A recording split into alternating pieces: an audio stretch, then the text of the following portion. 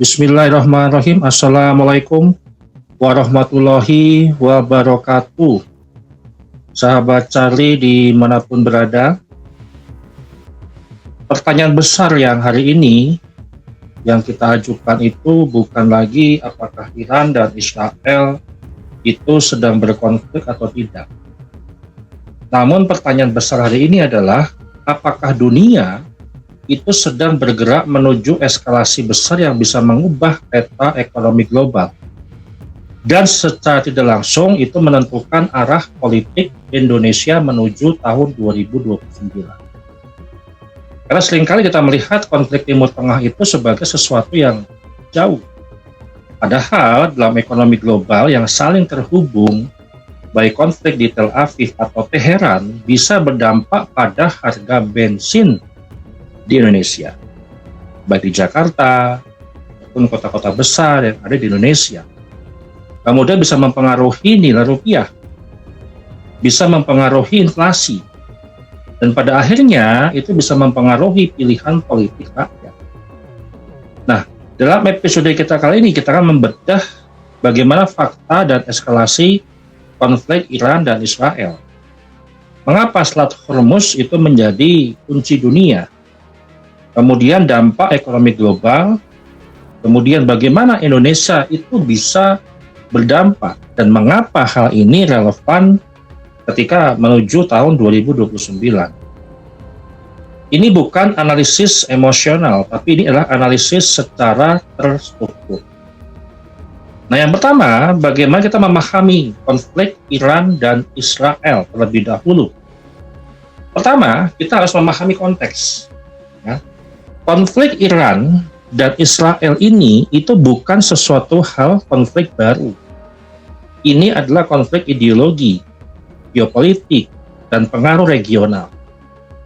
Israel melihat Iran sebagai ancaman eksistensial karena program nuklir dan dukungan Iran terhadap kelompok-kelompok yang dianggap itu musuh Israel.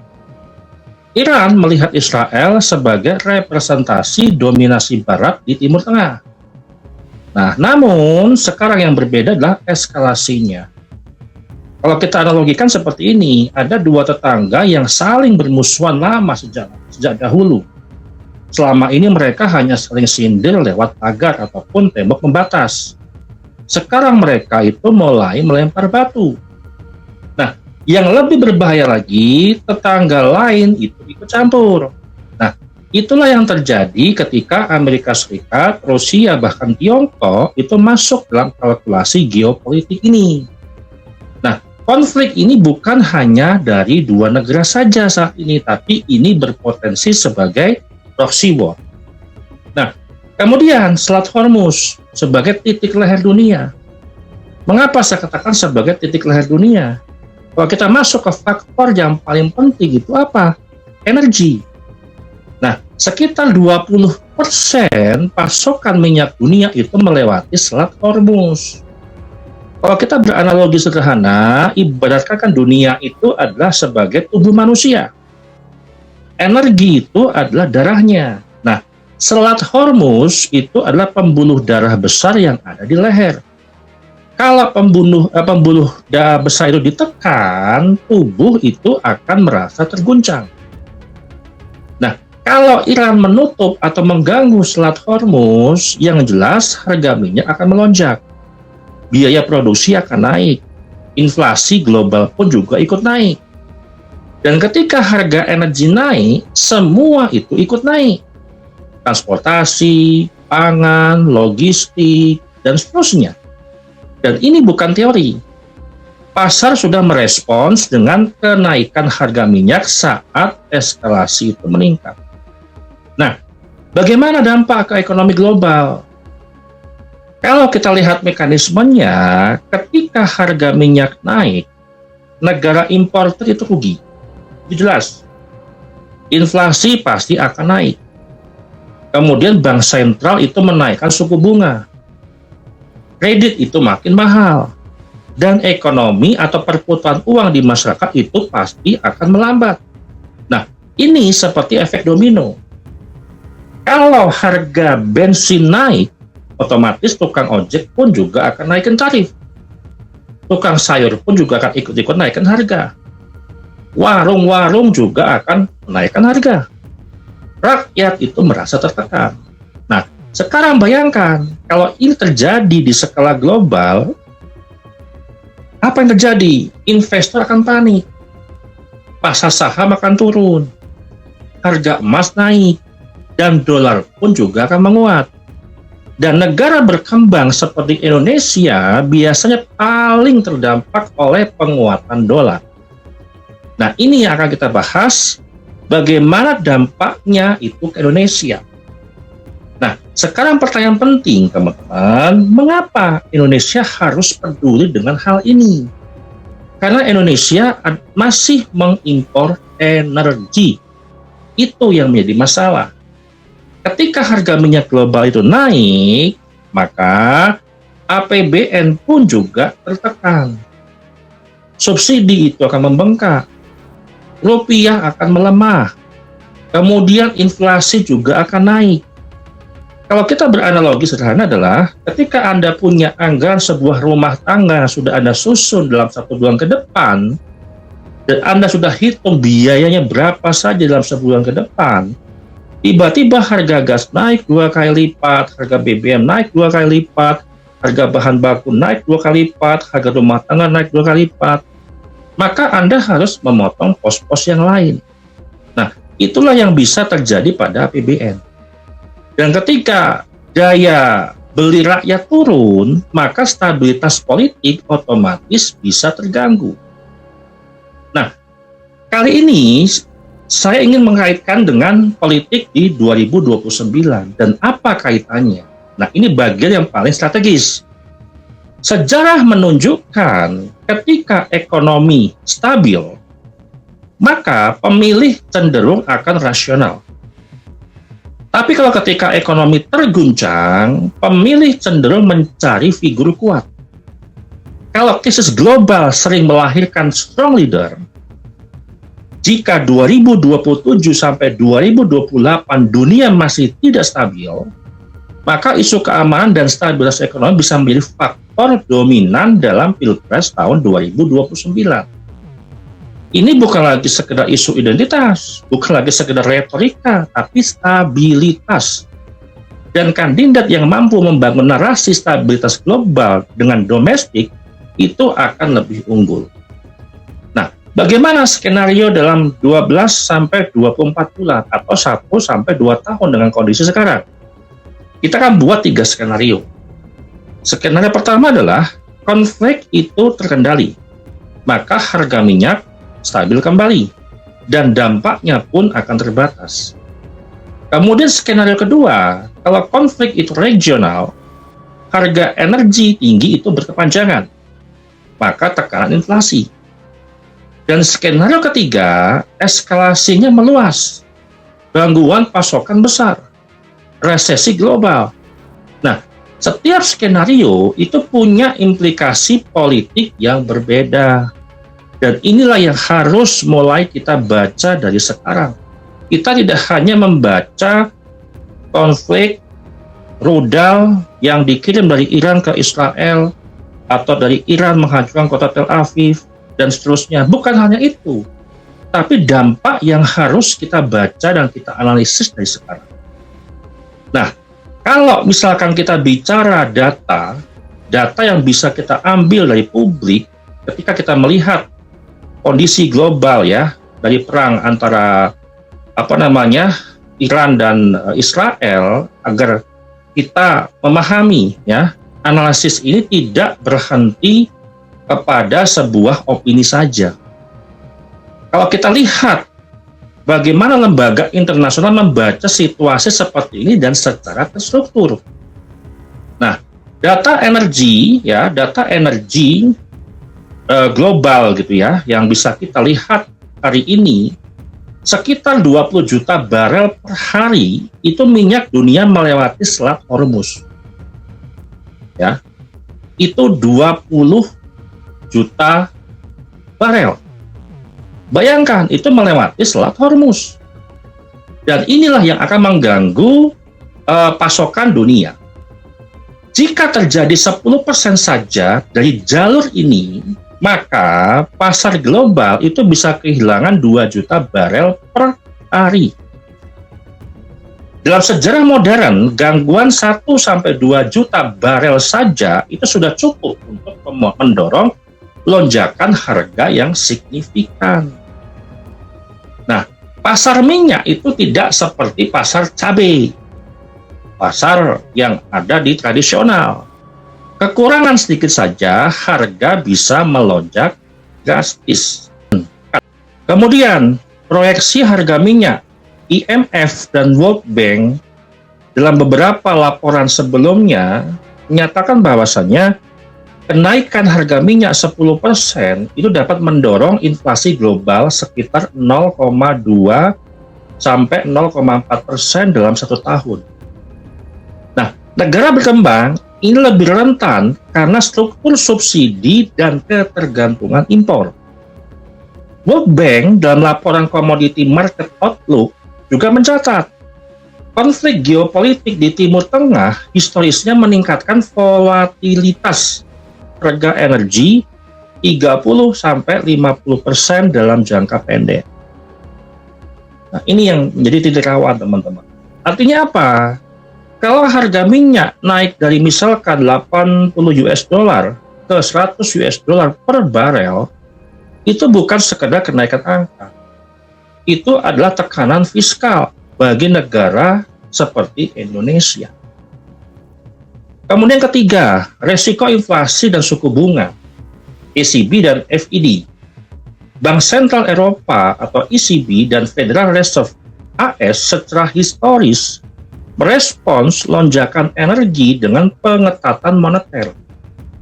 Kenaikan suku bunga, kemudian pengetatan, ya mungkin semacam likuiditas, dan seterusnya. Nah, data historis itu menunjukkan setiap kenaikan suku bunga global hanya 1% saja, modal asing cenderung keluar dari emerging market. Nah, Indonesia ini termasuk emerging market, teman-teman. Akibatnya apa? Ya rupiah tertekan, akan anjlok. Yield obligasi pun juga akan naik. Biaya utang pemerintah pun juga akan meningkat. Nah, saya akan memberikan sebuah analogi sederhana. Kalau suku bunga global itu juga naik, gitu ya, itu seperti Bank Dunia menaikkan cicilan semua orang. Ya. Artinya bank-bank ini yang memberikan kredit ke rakyat itu akan menaikkan cicilan daripada nasabahnya. Dan negara berkembang yang paling terasa beratnya, siapa? Ya Indonesia. Nah, bagaimana data Indonesia dan ketahanan fiskal? Dalam beberapa tahun terakhir, Indonesia itu masih mengimpor minyak sekitar 500 sampai 700 ribu barel per hari. Subsidi energi menyerap ratusan triliun rupiah dalam APBN saat harga itu naik. ICP atau Indonesia Crude Price sangat sensitif terhadap harga Brent global. Nah, yang jadi masalah adalah setiap kenaikan 1 US dollar harga minyak saja, teman-teman ya, itu bisa berdampak signifikan loh pada asumsi APBN. Ini yang harus menjadikan Menteri Keuangan Pak Purbaya harus smart di dalam mengantisipasi hal ini. Ini bukan sebuah asumsi politik, tapi inilah matematika fiskal. Nah, bagaimana risiko geopolitik global? Global Risk Index menyatakan seperti hal Eurasia Group dan Global Risk Index juga menunjukkan hal yang sama. Timur Tengah secara konsisten itu masuk dalam 5 besar resiko geopolitik global. Apa nggak berat itu, teman-teman? Kalau posisi Timur Tengah itu strategis, ya, konsisten sebagai 5 besar resiko dalam geopolitik global. Eskalasi di kawasan ini sering memiliki efek multiplier pada sebuah energi, kemudian pangan, kemudian logistik global, gitu ya. Dan ketika resiko meningkat, investor global itu biasanya masuk ke emas, masuk ke dolar, kemudian keluar dari aset negara berkembang, dan itulah pola historisnya. Kalau kita gabungkan analisis yang tadi saya sampaikan secara terstruktur berbasis dengan data, yang pertama, 20% pasokan minyak dunia itu lewat Hormuz. Ini menjadi kata kuncinya. Kemudian kedua, kenaikan 10% harga minyak artinya apa? Itu inflasi global naik. Oke, kalau inflasi itu naik, suku bunga pun juga akan naik. Kalau suku bunga pun naik, maka modal keluar dari emerging market. Apa hasilnya? Rupiah melemah. Kemudian inflasi domestik pun naik. Inflasi naik, otomatis daya beli pun juga akan turun. Ketika daya beli turun, maka kepuasan publik itu jatuhnya akan turun juga. Kalau kepuasan publik itu turun ataupun anjlok, maka preferensi politik itu pun juga akan berubah.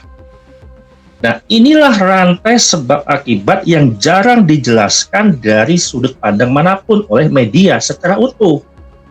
Dan disinilah relevansinya menuju tahun politik 2029. Kalau kita memproyeksikan model makro yang sederhana saja teman-teman ya, proyeksi tahun 2027 lah sampai 2029. Itu kan biasanya kan 2 tahun sebelum tahun politik itu sudah berbicara terkait politik tahun 2029. Kalau konflik ini berkepanjangan, harga energi itu pasti akan tinggi. Tekanan fiskal akan meningkat. Nah, pemerintah kita harus memilih menaikkan subsidi, mengurangi subsidi, atau menambah hutang. Setiap pilihan itu punya konsekuensi publik, punya konsekuensi politik. Dan pemilih biasa sensitif terhadap isu ekonomi. Sejarah global itu menunjukkan ketika ada pemilu, setelah periode inflasi tinggi, cenderung menghasilkan perubahan preferensi politik. Jadi kalau kita bertanya, ya teman-teman ya, apakah ini menuju perang dunia ketiga? Ya, kalau kita jawab mungkin. Pertanyaan itu terlalu dramatis sebenarnya. Tapi pertanyaannya yang lebih realistis adalah apakah kita menuju kepada suatu periode ketidakstabilan global yang berkepanjangan? Kalau iya, apakah Indonesia itu siap secara ekonomi dan politik? Ini yang harus dipikirkan oleh pemerintahan saat ini. Dan inilah yang harus kita baca dari sekarang. Jangan anggap perang Iran-Israel itu tidak ada dampak ke Indonesia. Oh, itu sangat berat. Jelas dampaknya akan sangat signifikan, terutama pada sektor ekonomi. Dan inilah yang akan mempengaruhi pemilih nanti yang akan memilih pemimpinnya di tahun politik di tahun 2029. Dan itu adalah secara analisis.